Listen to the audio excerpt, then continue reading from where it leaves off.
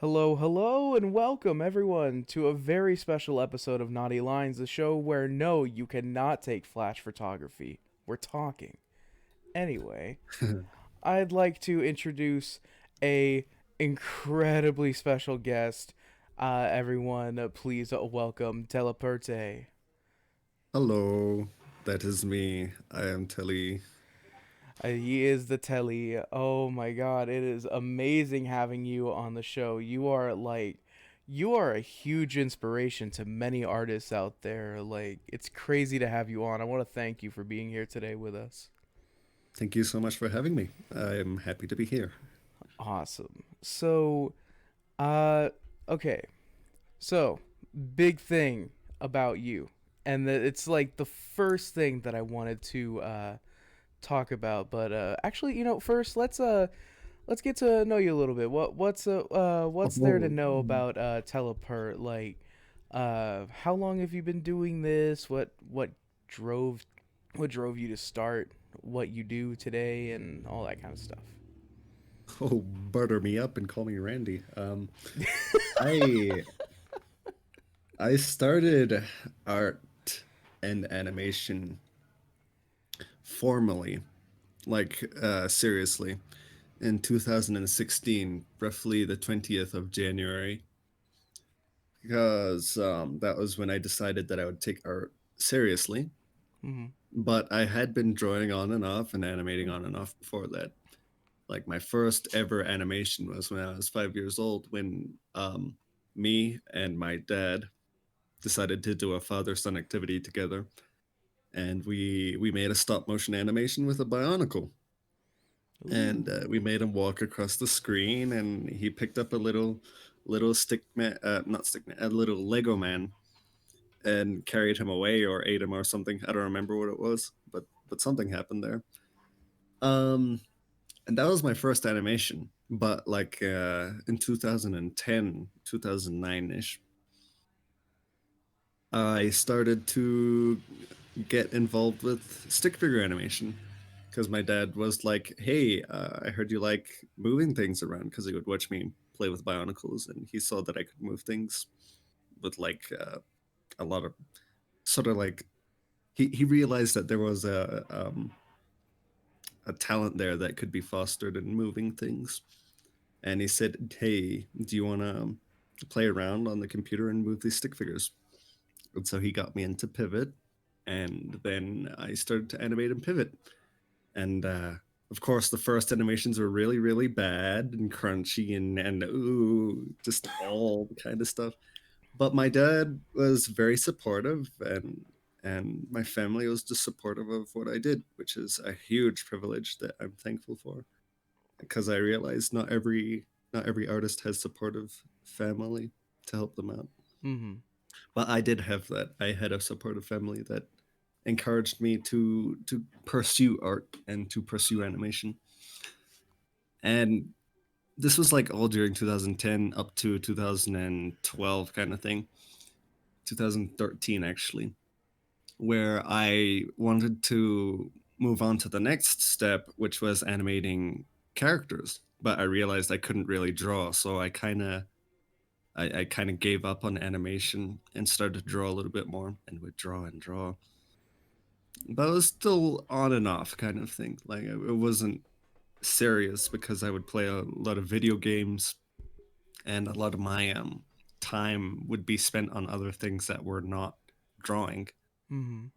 But later on in 2016, after a couple of years of this sort of unsure approach of what am I going to do with my life, where am I going with it, I made a commitment. I said, okay, I don't want to be a musician, because I do play piano, right? But I don't want to do it full time.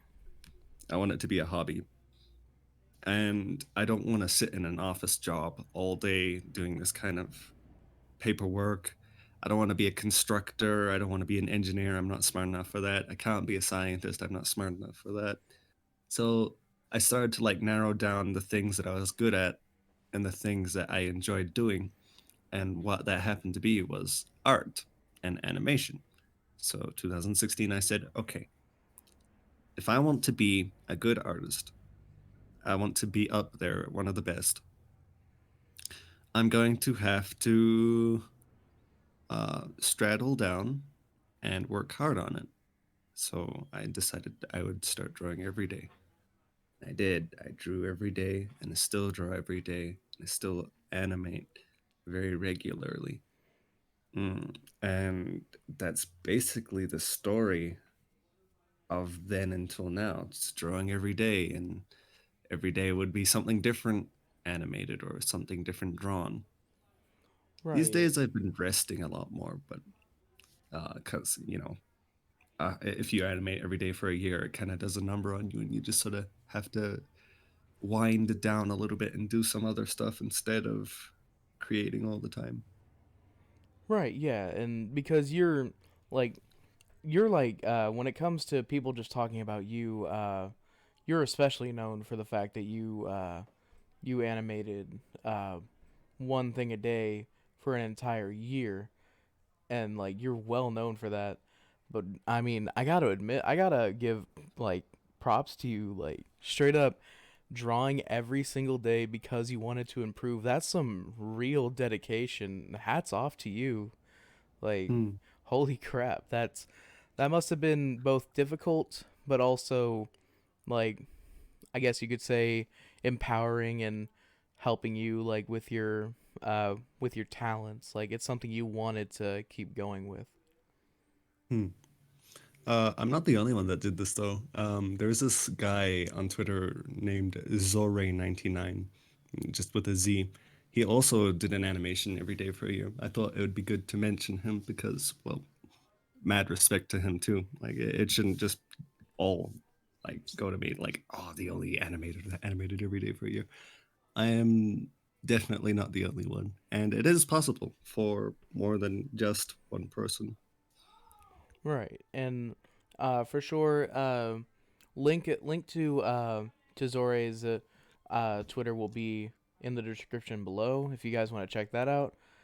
Uh Yes, in the DMs. give them a look, give them your support and love, Yeah. because that's what I would want for Now them. Now the big question for you, or the big topic about when it comes to you, like you've gained massive success, and it's crazy to see. Like you worked hard for it, and you are the prime example of hard work and dedication get you to where you want to be in terms of your passion. But if there's one thing you don't enjoy, and you've made you've made call outs to this, you even brought a you even brought your like your YouTube channel into the light just to make this like present. People like to steal your shit. Oh, yes. Um, yeah. If there is a platform that I am not on, Mm. um, like TikTok and then formerly YouTube, uh, there tends to be people that just take your content and they post it there. And they don't do it with permission. They don't ask for permission. And it's a little frustrating because you have to spend time doing DMCA reports and you have to spend time finding these people and providing information to big companies that you don't really want to provide so that they can look into it legally and take it down because it's a legal process and Mm-hmm. it's exhausting to have to go through. And I don't really like TikTok. I don't want to go there to be honest. I find it kind of weird, kind of cringy. But that's just me. So Right. I don't really want to touch it with a 10-foot stick, but also I'm not happy with people posting my stuff there. And Right. it's a bit of a dilemma, right? Yeah, like I mean like okay, so all these people who see your stuff, they obviously love it, but they decide, you know what? Because they some of them think that some of them think that they're doing you a favor in terms of getting your content out to to a platform where you are not on. And Yeah.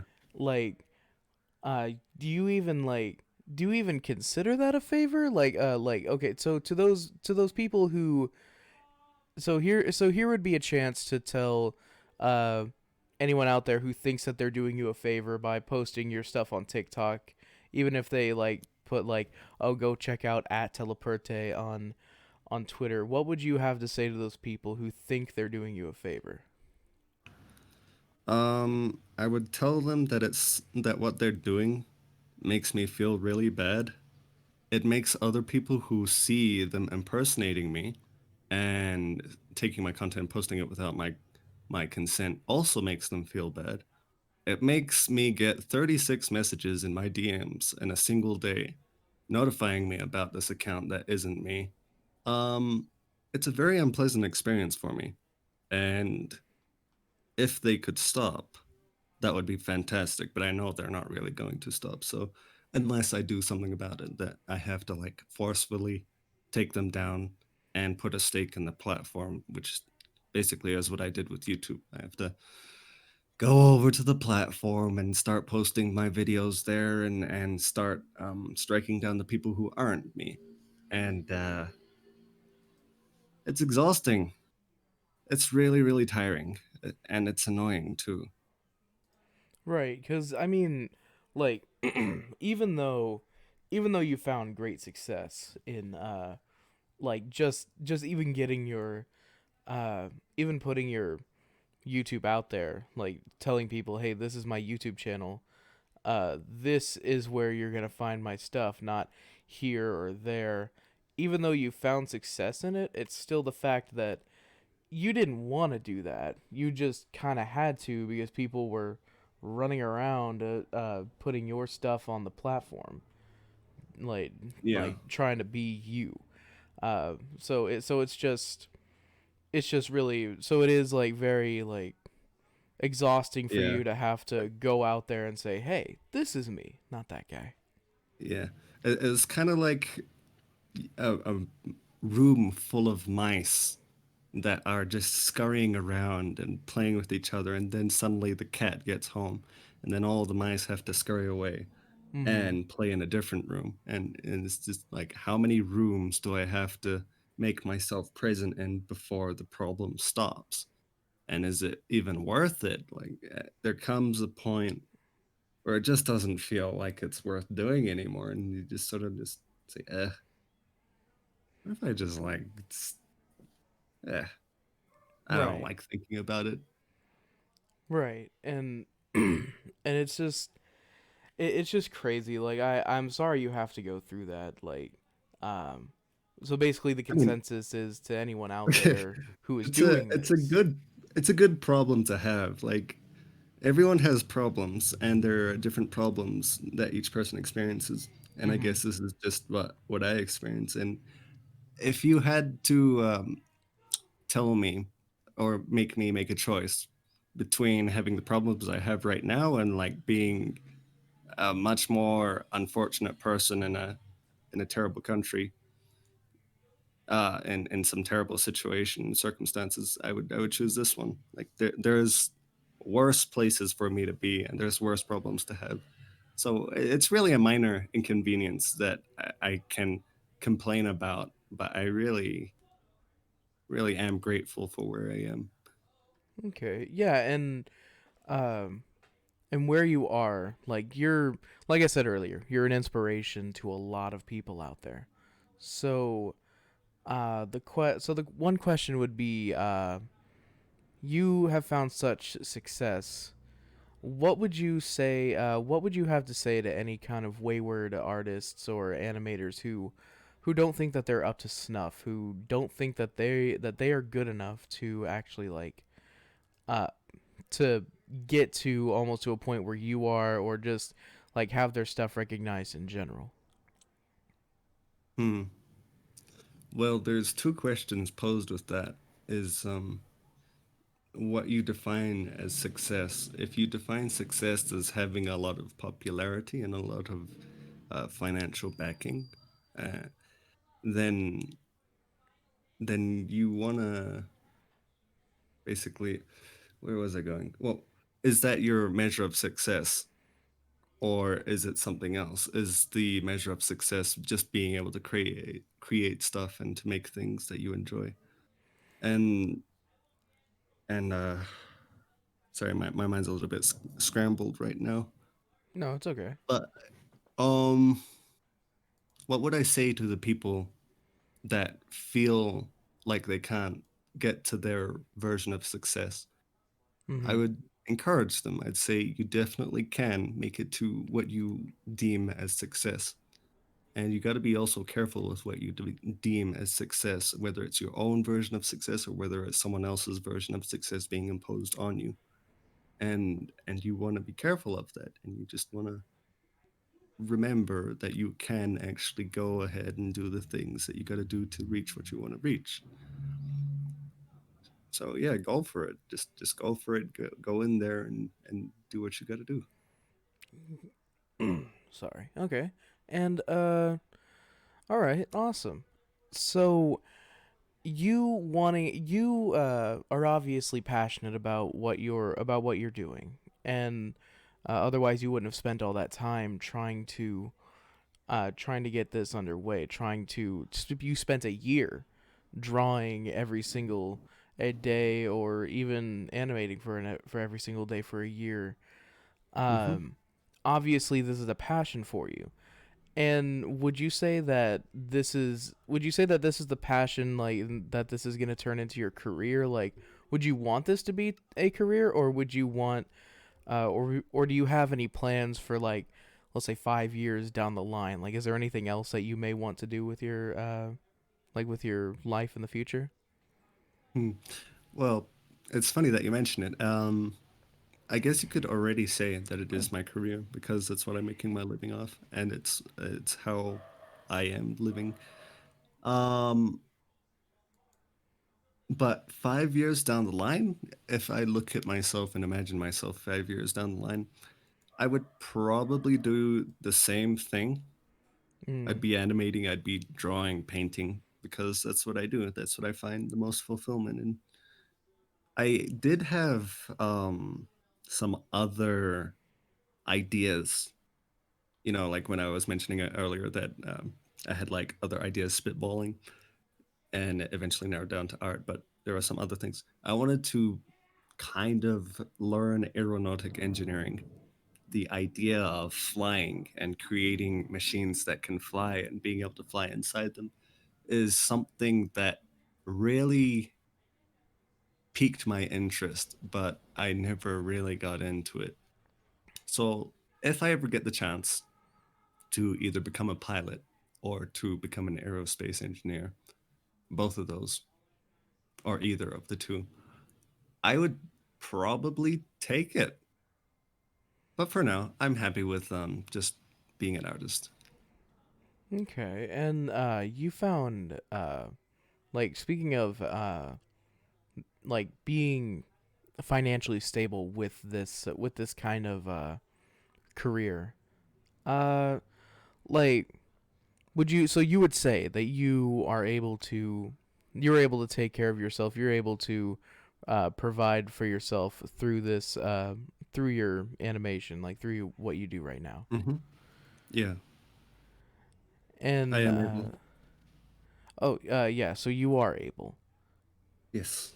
Okay. And I mean, I guess it's just the fact that a lot of people don't. There's a lot of people out there that don't understand how people don't consider art and animation a real job, because it's not a job that you get like dirty with your hands. And like, I personally don't understand what they mean by that, but I guess you could say it's just a older generation not understanding what us newfangled kids are doing all these days. So like, I don't know. what would you have to say? What would you have to say to those people who are wondering how you're able to make a living off of just drawing and animating? Okay. The topic about like art and animation of being a real job kind of thing. I think Mm-hmm. it stems from the the system of values of the person that's asking. If a person thinks that, oh, a real job is something that gives you money, or a real job is something that you can eat, right? Or like Mm-hmm. something that provides usefulness to the world. Like if you're a coal worker, oh, you bring us coal, and with the coal you can do a lot of great things. Or like you work on an oil rig, or you're a chef, you're a doctor, a scientist. All of these things provide something for the world, that is practical, right? But when Mm-hmm. you provide the question of, well, is art practical? Not really, but it is something necessary to life that makes life worth experiencing and makes life worth living. Because you can have a very pragmatic and stoic society that just does not have any kind of art in it. And it might work, but are the people really going to be happy and expressing themselves or anything like that? Not too much. And art just makes life so much better. And you see people watching series, movies, art, enjoying drawings, playing video games, and each one of these things has art in it. And people pay for that. And so if the person thinks, okay, if you're an artist, you're going to be poor, you don't have money, um, not necessarily, because it's a necessary part of life and it's a necessary part of feeling alive, not just surviving, of actually feeling alive. And that's what I would tell someone who doesn't quite understand the value of art. Okay. And what is it? What is it? I was gonna say it's the case of because it's like whenever you said that your family is supportive of you. Not a Hmm. lot of artists find that like uh not a lot of artists find that when it comes to their families, it's not always peaches and cream where it's like, oh yeah, I my family supports me. Not everyone gets that, but Yeah, like when it I does think. happen, it's like that's only because of the starving artist stereotype, I guess, that kind of thing. Yeah, I think also the thing about the parents not supporting an art career is because they're also half worried about your future. Like, my mother, she cares a lot about me and she loves me a lot. And when I wasn't making a living off art, but I decided I was going to do it as a living, she was like, "Oh, do you want to like? Are you sure you want to do this? Don't you want to like do something else? Like, do you want to like go to university and study or something? Do you think there are some things that you can do to like make it a bit better?" And I'm like, "No, no, no. I got this. I got this. I have this under the bag or under control, under the belt." And eventually I started to take off and pick off, and my mother's shoulders sort of stopped being tense and rested, and she was like, okay, he's fine. I can support him wholeheartedly now. I can see that it's making money and he can survive off it. And I think a lot of parents who aren't supportive of your artistic career are pretty much in that same vein. They're worried about your future and if you're going to make it or if art is going to be something that'll keep you alive. Once you prove to them that you are making a little bit of money and that you are doing okay in it and that you're putting in the work and that you're getting better and that you're getting recognition and that things are going good for you, um, they'll start supporting you in it and they'll like start pushing you forwards in it and they'll be like, good job. And that's pretty much what happened with my mother. My dad, because he's an artist from the get-go, he was very supportive, but I did have to do some convincing for my mother. Hmm. Yeah, and it's always the case with there's always someone like even though they're not meaning any ill harm, obviously they're just worried about you being able to take care of yourself. Um, Mm, but it is good, like it is good to hear that your family does support you in your endeavors and what you want to do. That's not always that's you can't always find that. Uh, but like, man, it's crazy to think. It's crazy to think that anyone who thinks that like art is not a real job, like you can't make a real career out of it. You're exactly right in saying like, there's movies, there's movies, there's series, there's even like billboards on the highway, like even if it's not Yeah. like drawn art, someone had to think up a design to go on that billboard, and who do you think Hmm. did that? An artist, a graphic artist or things like that, and I it's remember seeing a particular graffiti in a subway station, or what? It was a picture of a graffiti in the subway station that said, "Earth without art is just eh." And I thought that was so funny, but so true because it's just spot on. It's spot on. right, like no matter where you go, no matter what happens in your life, there's always art behind it, whether it be drawn or even sound. Like apparently it's not a misconception, that's not the word, but like whenever you think of art, people usually think like, oh, like they're drawing or things like that. It's like, no, music is an art, like pottery is an art, like no Hmm. matter even houses, they're in a form art. Like someone had to design all this so that we're living in. Nice houses with nice interiors instead of just boxes, matchboxes. Yeah, just giant boxes with like no variety. Like, oh, here's your apartment. There's no rooms. There's a toilet in the side right there, so you can use that. Like that's not good. Um, Yeah, there's a dirty corner over there. Just use that. there's a bucket. You use the bucket, okay? You're fine. You're fine. Okay. So would you say that when it comes to uh, so you like I said, you found great success on Twitter, and Mhm. you're rising very steadily and quickly on YouTube. Hmm. Did you said that it's exhausting to have to handle like these kind of endeavors with people who just repost your stuff, like, and make like post to your channel. Would you say that you are still unhappy that you have to do that on YouTube, or would you say that it's kind of helped you in a way, like, because I would only assume that there would be some financial gain from the success that you've gained on YouTube already. It's neither here nor there because the things that motivated me back in 2020 do not Mm-hmm. motivate me anymore. I'm not looking to get more fame. I'm not looking to get more money. I'm not looking to get the approval of anyone that I look up to anymore. I used to, and that's what helped me push through to animate every day for 2020. But there comes a point where you achieve what you wanted to achieve and it stops meaning anything to you. And you have to sit in the void, not knowing where you're going to go next. Mm-hmm. And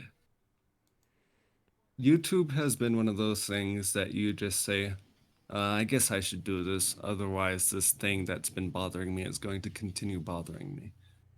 And it's one of those things that if you don't do it, things are going to get worse. So you have to do it. It's a responsibility. Um, but I'm not doing it because I'm striving for anything.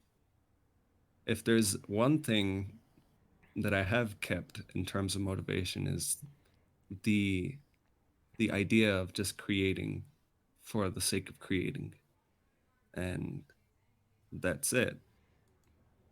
The other motivations that kept me going are gone. So I'm just Okay. vibing now. That's actually really cool. I really like that. The fact that like your motivation now is just creating because you want to create. Like You want to put your work out there, like you want, not for fame, not for money, just because you're doing what you want to do. Hmm. If you told me and you gave me the opportunity to live in a house on a mountain far away from everyone, and you said, we'll provide you the food and we'll give you a piece of paper and a pencil, unlimited amount, and you have to stay there for maybe the rest of your life, I'd take it. I'd 100% take it. Oh, excuse me. It's not. I mean, that sounds like a really good deal. Just straight up become a mountain man and chill. Like, Yeah. just chill with No. some paper. Yeah. I guess Uh, I'm just tired of people sometimes. Well, that's just a personal issue that I gotta sort through. Uh yeah. But I guess humans are social creatures. You gotta have friends, you gotta have people that you talk to, you gotta have people that you love. And yeah, you don't find those in a mountain on your own. yeah, like obviously, have you ever seen that one YouTube Red show with I can't remember his name, but uh wait, Michael from Vsauce. He stayed in Oh, isolation minefield. for, yeah, Minefield. He stayed in isolation for like it was like 3 days, and uh Yeah. he The actually small started white going room crazy. with nothing but silent, didn't have anything to do, no Yeah, stimulation, mental stimulation or anything. You just had to sit there in a room. God, that was so depressing to watch, but it was so interesting as well. I watched like it before the quarantine, and it didn't really pop into my mind until just now at this moment. And it's like, ah, it's man, I crazy. feel like everyone's gone through that now. Like everyone's sort of just going through this Yeah, like staying in your room all the everyone's time. gone through that so far, like this last year, or at least I hope they have. Like if like with quarantine being the way it was, uh, like heck, even in the episode, he even like flipped over his bed just to have that little bit of like difference in his surroundings, because everything was the same and white and all that kind of stuff, and it was Yeah. just And there crazy to came a think. point we just ran out of things to change, and so he just like sat on his bed staring at nothing. Not And he saying a would do this for word. hours. Exactly. Actual hours. And it's very necessary to have stimulation. It's very necessary to have friends, to go out for walks. And these last months have started to get to me. Like even me, who's a shut-in, who stays inside animating all day, I gotta get out more. So then, would you say that it's basically like, okay, so you go be a mountain man, and then when you get there, it's like, you're providing me with food, water, and a place to Yeah, sleep, and all this stuff. This everything. is pretty Yeah. cool. Where the Wi-Fi? It's like, okay, here you go. Where the Wi-Fi? Like, where the Don't need the Wi-Fi? Wi. I don't need internet, dude. There comes a point as well Mm-hmm. that you realize you'd probably be happier without internet, but you still need the internet for like your job or for propagating yourself into the world, your ideas into the world. Have you ever taken like a break from the internet, like a break from Twitter or Discord or anything like that? Like just like basically logged off for like a day or two? Yes, And was it it's as refreshing. refreshing? Yeah, was it as refreshing as everyone says? Yes, it is. There is like maybe a couple hours where you have this nasty feeling in your stomach that you just want to go to the computer and you're like uh, kind of thing. But once you get past that couple of hours of just your brain wanting something and you start to explore and do something else, Hmm. it's a really good experience. And I've been wanting one of those. Been needing one of those actually. Like I'll admit, I tried to log off, and granted, I've done it successfully at least once, and it was pretty okay. I think I took it to the extreme because I like went out into the country and like left my car and just walked into a field of nothing and was just like, all right, I'm gonna stay here for like 5 hours and not gonna do anything. And I took it to a little bit of an extreme with that one, but it was a little refreshing. Like I'm just like, this was pretty nice. I didn't have to worry about anyone That does sound really liking nice. my It sounds tweet. really, really nice. Yeah, like my grandparents own a pasture where I just like I can just go out there anytime, and I walked out there like to the middle of the pasture and you couldn't see anything around you at all. So you're just like, "All right, awesome. Let's just sit here for 5 hours." And all I heard was like I couldn't even hear cars. All I heard was the wind, some birds, and the grass around me just like fluttering about. It was pretty That's neat. beautiful. That's absolutely beautiful. But we were okay, um so it's good to unplug. But It is.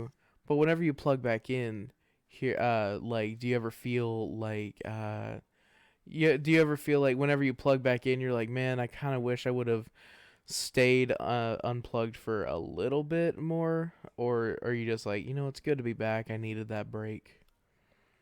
It's usually the latter. It's good to be back. You see your friends again. You get back into the groove of things, and it's kind of like when you return back home and you Mhm. like sit in your couch and you're like, ah, well, that was good, and you just back into it.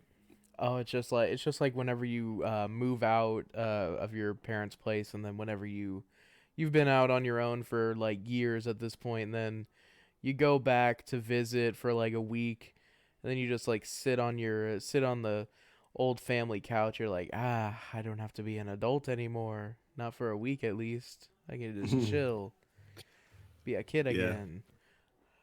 Um, yeah, so earlier we were talking. I was saying that it was that you yourself are an inspiration for a lot of artists out there. hmm Like so, who would you say inspired you? Like, do you have any inspirations of yourself or for I yourself? do. One of the most notable and quick to come to mind is Xavier Hussin, which is a French artist who designed the characters and world of Dofus and Wakfu. And yeah, he's fantastic. He makes great art. A lot of what you see and the stuff that he does um, is kind of what I strive to do. And yeah, I went for it. I also have an inspirations folder, which isn't necessarily about a single artist, but rather a type of art that I wish I could do. So Mm-hmm. there's like paintings of oil painting in there. There's brushwork. There's backgrounds. There's a lot of people in there as well, and just like really nice art that fits the style that I wish I could do, that fits the colors that I wish I could choose, and that fits the rendering styles that I wish I could render.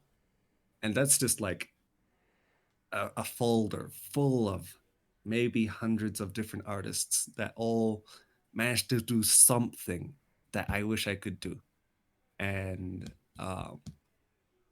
I guess it just brings to mind that saying that a good artist creates and a great artist steals from many or something like that. I don't remember the exact saying, Mm-hmm. but it's basically if you take or like you're a good artist if you just create stuff. You're a great artist if you steal from one, and you're a fantastic artist if you steal from many. So, like the message behind that is like grab your inspirations from everywhere, from many different people, from many different things, and yeah, my inspirations folder is to me the epitome of that. Okay. Hmm. I mean, that's really interesting. Like, just like Usually, that's actually the first kind of answer I've had to that question, like that I wasn't expecting. Because I mean, it's especially like you have one you have a singular person as an inspiration, but you mostly have like an art style as your inspiration. Like Hmm. many people in the way that they draw. Hmm. That's actually interesting. Awesome. Uh, let's see. And okay, so a lot of people, I don't know if people are going to people who normally watch this show, I don't know if they're going to wonder about this or not. I'm not sure because usually the artists that I have on here are not safe for work artists. And Hmm. here's the thing: like you may look at Telepurte here and think that they are not an NSFW artist only because they don't draw explicit stuff like and put it on their Twitter. But if I'm not mistaken, like you have a Patreon, don't you? Hmm. I do. And like you do draw some like explicit stuff for there, if I'm not mistaken. I do have some sauce on my Patreon. Yes. So it's basically like even I'll put this explanation there for anyone wondering. If you're wondering why I have someone like Telepurte on the show, it's because it's very subtle what they posted to the general public, those who don't pay. It's very subtle, it's very nice, very soft, it's great. So like to put that out there, none of you don't have to explicitly draw a booba in order to be on the show. You can draw a covered booba and you can be on the show. It's Yeah. perfect. Uh all right. So we gotten to the part of the show where usually I try to let my guests ask any questions that they may have if they're curious about anything. Uh just to have a little variety. So Hmm. would you be are you curious about anything? You got any do you yourself have any questions? Me, questions for Yeah. you? Yeah. Yeah, any. Hmm. Let's see. I didn't actually think I would be asking any questions, but I am kind of curious, like how long you've been interviewing people and how many people you would have interviewed by now. Okay. So when it comes to this show, I've been doing this show for about 10 months now. Getting close to a year. And as of right now, if I'm not mistaken, you will be my yeah, you'll be my 20th guest. Hmm, So uh that's pretty cool. so I yeah, also had another question after that, like, what up? what makes you want to interview exclusively NSFW artists? Because okay, so the way that I see it, it's that NSFW artists, like I've always wanted to be an artist and I drew a lot Hmm. in high school. Hmm. But I never really thought I was good enough because I would see other friends who draw and I would see like their amazing quality stuff. I'd be like, I'm not even worth the time of day.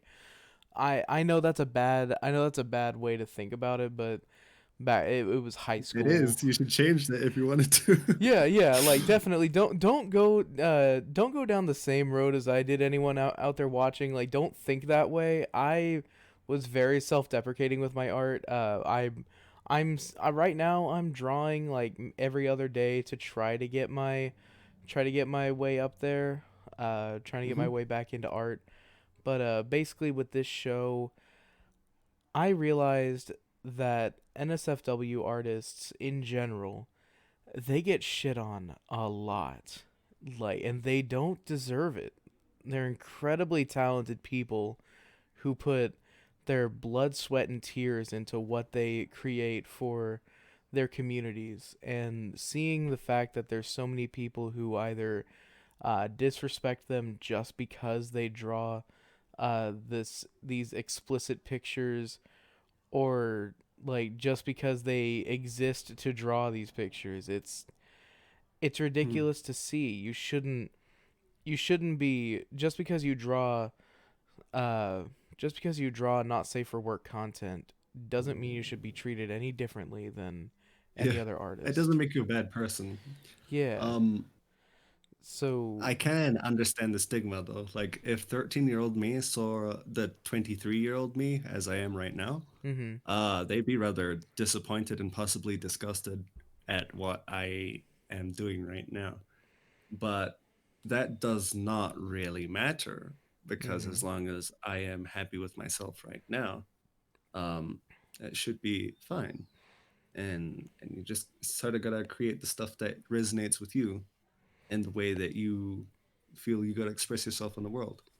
Right. And And yeah, I do think that it is kind of unfair, the stigma around it, but mhm. there's also reason for it because it's not the kind of stuff that you really want to be showing your grandma or your 7-year-old cousin or something like that. It's just not. It's not something that should be publicly available. It's not something that should be put out there as if it's like just clothes that you wear, right? It's got to be something that's hidden. There's a reason for that because it's there's lots of reasons for it, and you could go real into detail as to why, and you can understand if people are upset or mad about it because Right. there are reasons, but I still don't think that even if there are stigmas behind it, that you should treat a person worse than another person. It just because you're not agreed with something or something that you think is bad uh, does not give you any justification or reason to treat someone poorly. And I think it's not good behavior to Right. treat someone worse for anything. Right, and exactly. That's exactly why I do this is because like the reason I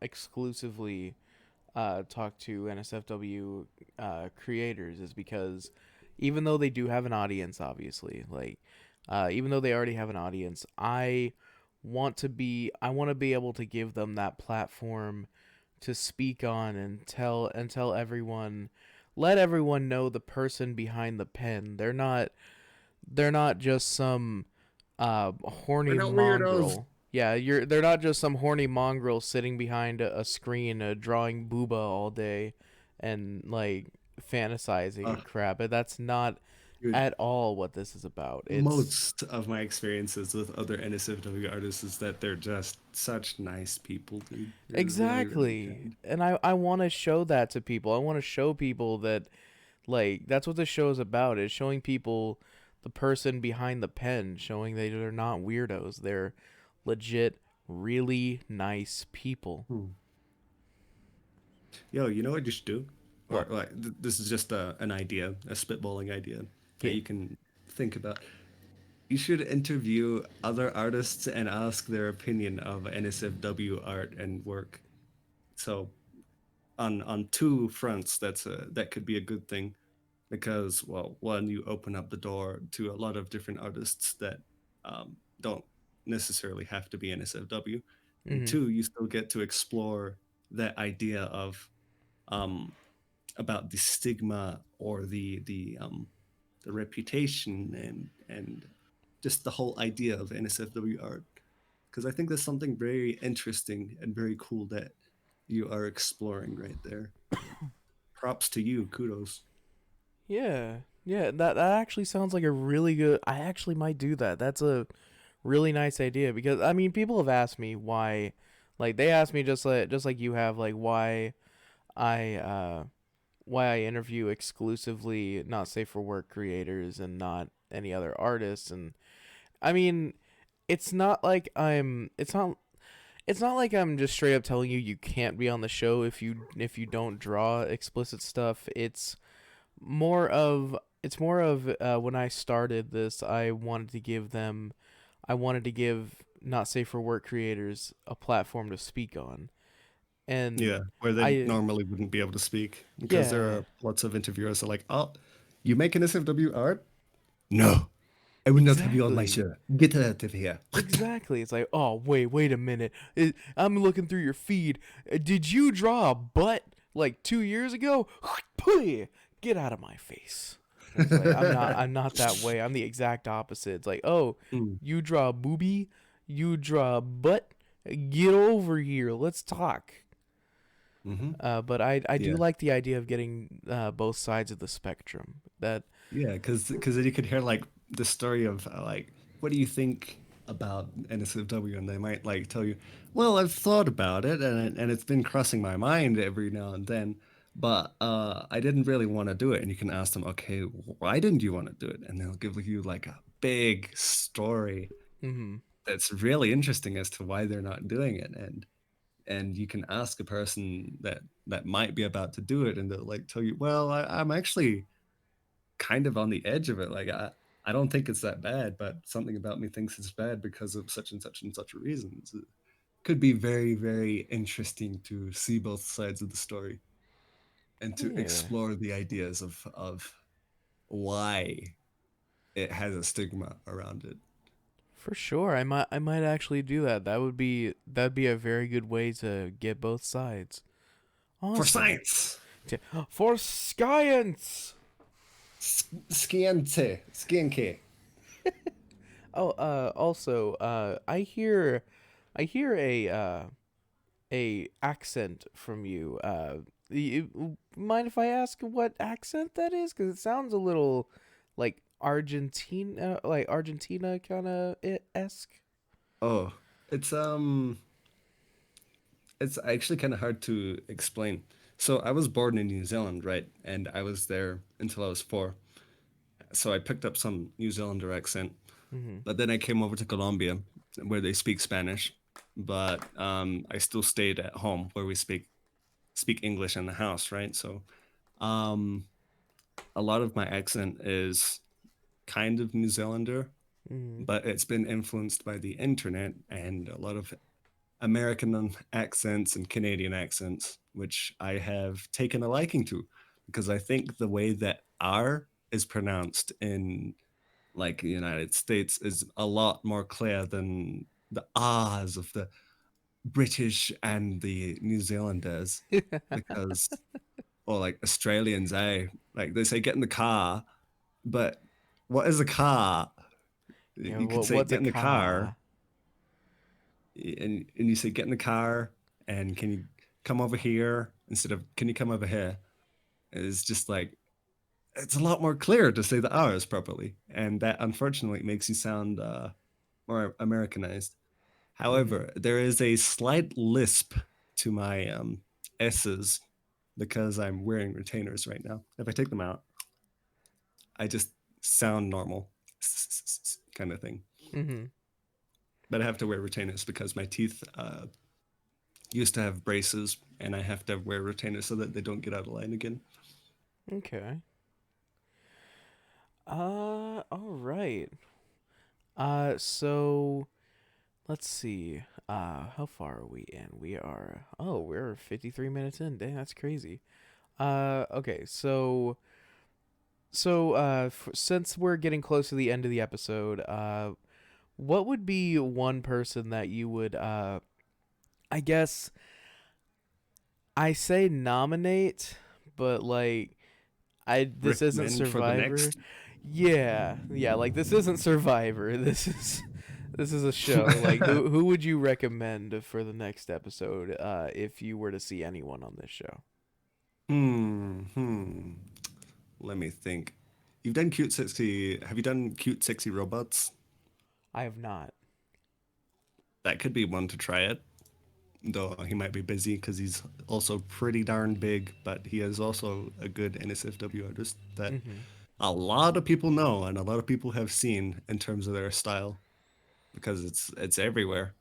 Um, let's see who else. Who else? Uh, have you tried what's his name? He has an X in his name. Derpixon. Oh, Derpixian.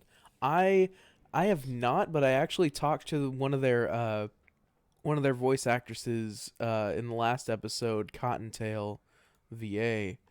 Mm. They've done a lot of stuff with Derpixian, and I would love to talk to Derpixian. That'd be huge. That'd be amazing.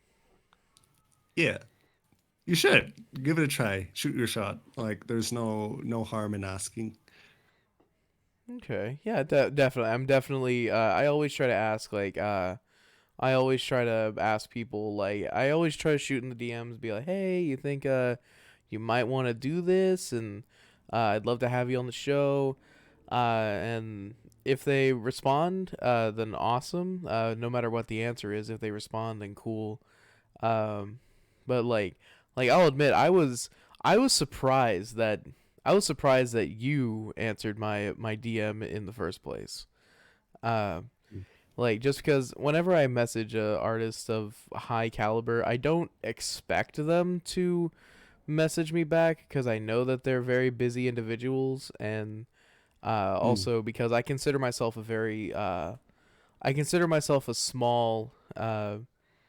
a small content creator. I just recently passed like 700 followers, and I'm very thankful for that. By the way, everyone watching this, thank you so much for that. Uh, Y'all are cool. y'all are super cool. But I was surprised that you answered being as high caliber as you are. I'm a huge fan. I'm a huge fan of your stuff, especially. Thank you. I'm happy to be here. It's been a real nice time. It's been very pleasant. Oh, another person, Yeah. Nat the Lich. That is someone I would be really interested in actually hearing an interview from, because they're like one of my biggest inspirations when it comes to painting Mm-hmm. and rendering skin and proportions and just like everything about their art is just so. I love it so much. I love it so much. And thinking about it just makes me so happy that they exist in this world. I'd love to hear from them. Love to see an interview about them. I'd watch the hell out of that. Yeah, Yeah. I'll give them a shot. So if you send me their I'll send them a shot. And anyone else that you mentioned just now, Hmm. Derpixie and all that, I'll look Yeah. them up and find their ats and put them in the description, that kind of stuff. Not the Yes. Lich, Neato. What else? Okay. But yeah, definitely.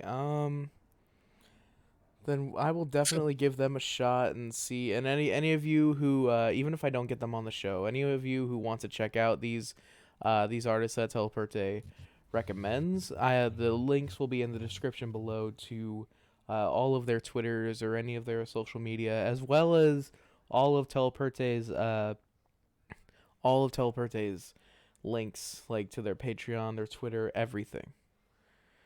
hmm. And but Thank you. yeah.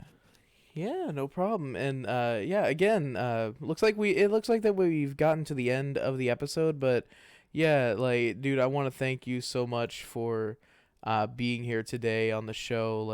Thank you for agreeing to be here. It has been an absolute It's a pleasure having you pleasure. here. Big pleasure. I do genuinely mean it. It's been a pleasure to be here.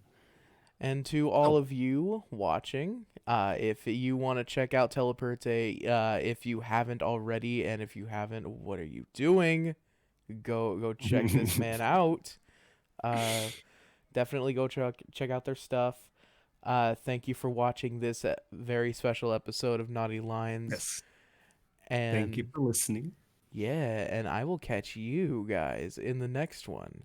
Peace out. Bye. Bye bye.